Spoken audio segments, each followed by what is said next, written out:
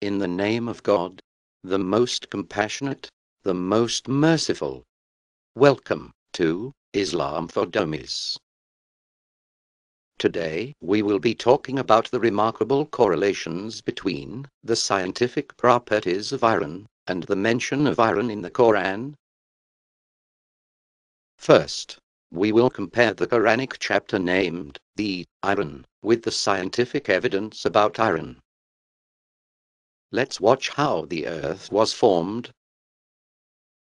The early planet was probably only a tenth of the size that it is today. Where today the four inner planets orbit, 4.5 billion years ago were scores of smaller planets orbiting the sun. Orbits of some were drawn by gravitational force towards each other. Encounters of awesome magnitude were unavoidable.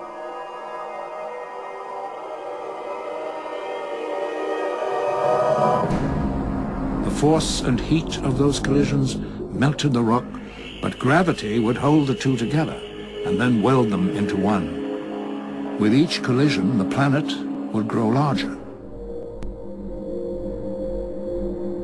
And the last impact, 4.5 billion years ago, would have a profound effect upon our world.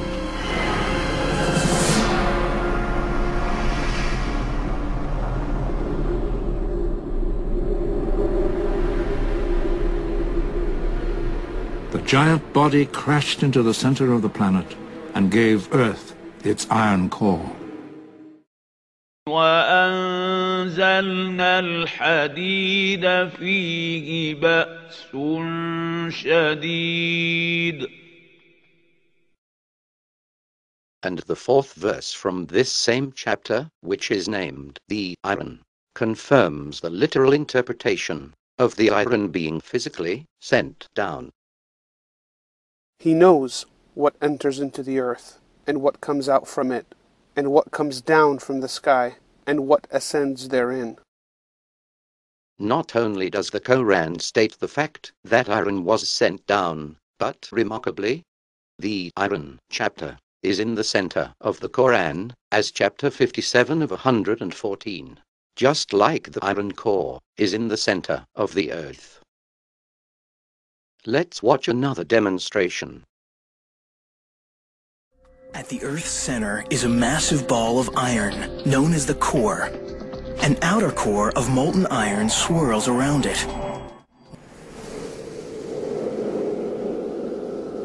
4.6 billion years ago, a continual rain of meteorites pounded the molten Earth.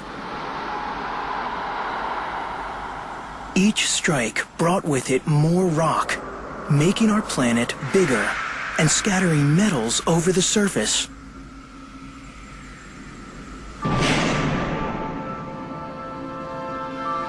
Then, a giant asteroid struck.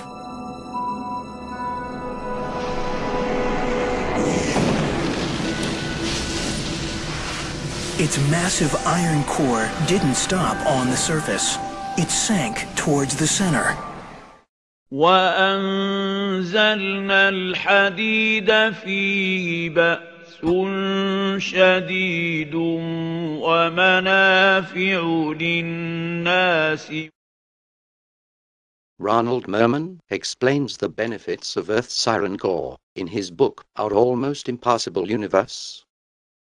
Iron is the main element of the core of the earth.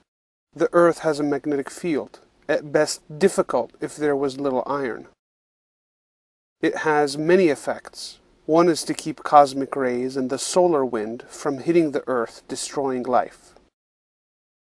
He also explains the benefits and strength of iron. We exist because of properties of iron, and of physical laws that give it the greatest binding energy, the most tightly bound of all nuclei. Our earth has iron, a suitable amount, not too little, not too much. Furthermore, iron is a vital constituent of plant and animal life, and works as an oxygen carrier in hemoglobin.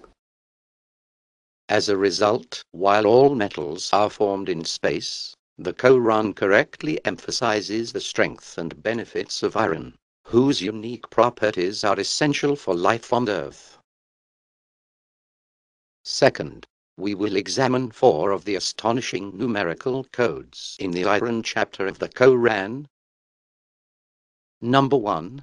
The numerical abjad value of this chapter's title, Al-Hadid, is 57, which matches its chapter number in the center of the Quran, like the iron in the center of the earth. Number 2. The numerical abjad value of the word iron, Hadid, is 26, which is iron's atomic number, or its number of protons. When we count the Basmala, which is the opening verse, considered by many scholars to be a numbered verse, we get number 3. The 25th verse stating that the iron was sent down increases to 26, which again coincides with iron's atomic number. And also, number 4.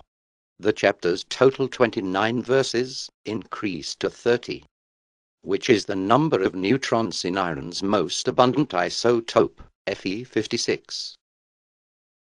In summary, the Quran contains stunning numerical codes for the iron chapter in the center of the Quran, like the iron in the Earth's core, iron's atomic number in 2 instances, and the number of neutrons in iron's most abundant isotope.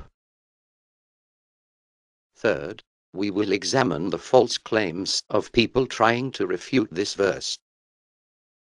Opponents of Islam claim that the unearthly origin of all iron was common knowledge in the 7th century. But this is a fabrication. The dominant scientific views in the 7th century belonged to the Greeks, whose philosophy favored an eternal universe, in which everything, including the elements on Earth, always existed. More importantly, the dominant Greek belief was that all matter is composed of 4 elements: air, earth, fire, and water. The Greek concept of an element was accepted for nearly 2,000 years. This included Arab chemists whose work was based on these 4 elements, and especially Aristotle's idea that one kind of matter could be changed into another. Now, let's listen to 2 people attempting to refute this verse. Meteorites were known to contain iron 4,500 years before the Quran. In fact, the knowledge is so old it can't even be claimed as a scientific discovery, as it was made long before the birth of science. As we saw earlier, the dominant view was that of the Greeks, that all matter formed on Earth from the 4 elements. Furthermore, this false statement is an insult to pioneering scientists like Fred Hoyle, who was the first to theorize in 1946 that collections of very hot nuclei in stars can assemble into iron. Let's hear another objection. It was common knowledge that meteors containing iron fell to Earth from space.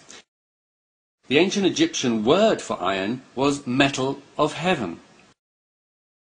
But contrary to this claim, it is actually the minority view among scholars that meteoric iron accounted for the main iron use of ancient Egypt, according to GizaPyramid.com, which also states, Forbes said that meteoric iron could never be a great factor in the rise of metallurgy. More scholars today tend to agree with Forbes.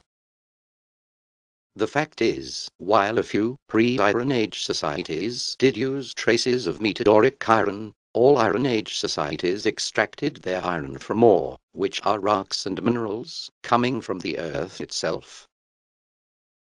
As a result, the Quran states that the iron was sent down, long before this was scientifically proven, at a time when people thought that iron was formed on Earth from the 4 elements. In conclusion, the Quran highlights iron as being sent down because of its great strength and benefits to mankind, as the verse states. Life on Earth would be nearly impossible without the iron core, the scientific properties of iron itself, and the precise amount of iron in the earth. The sheer magnitude and manner in which iron came down to form the earth's core cannot be compared to any other element whatsoever. Appropriately, the Quran dedicates its center chapter to iron. Those trying to refute this verse have successfully demonstrated their own ignorance about the significance of iron to all life on earth, and about both the ancient views and the modern discoveries of the formation of elements. We sincerely hope you enjoyed this episode of Islam for Dummies, and we hope to see you again next time.